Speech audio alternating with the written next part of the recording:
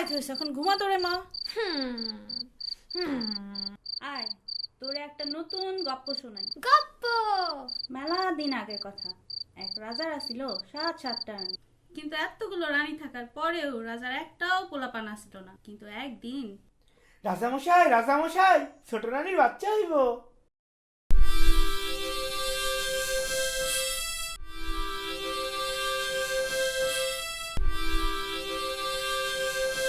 ছোট রানীমার 7টা ফুলা আর একটা মায়া হইছে।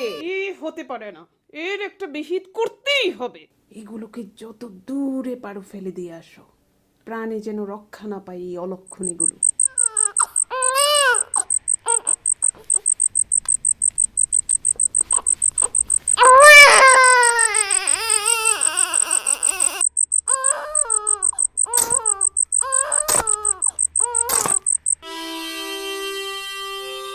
এটা সম্ভব? মানুষের পেট থেকে বের হলো কাকড়া। ছোট রানী একটা অপয়া। কত আশা করেছিলাম ঘরে আলো ফুটবে। ছি ছি ছি ছি, রাজা এখন মুখ দেখাবে কি করে? ও নিশ্চয়ই ডাইনি, মানুষের অমন তো হতে শুনিনি কখনো। হে পতিদেব, আমাদের এই ডাইনির হাত থেকে বাঁচান।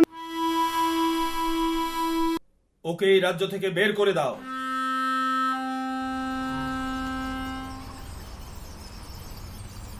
রাজ্যে শুরু হলো অশান্তি। সেই রাজ্যে এরপর আর ফুল ফোটে না, পাখিও ডাকে। পুরা রাজ্যের মানুষ পূজার ফুল জোগাইতে ভিড় করলো রাজদরবারে, কিন্তু রাজার বাগানও যে শূন্য। একদিন খবর আইলো দূরে বনের ধারে নাকি 8টা ফুল ফুটছে।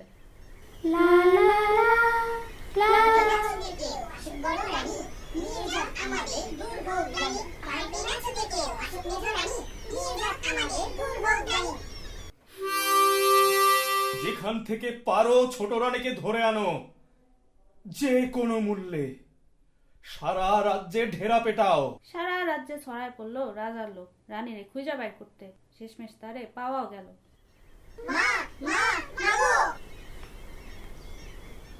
এমনি কইরা সেই রাজ্যে আবার সুখের দিন ফিরাইলো।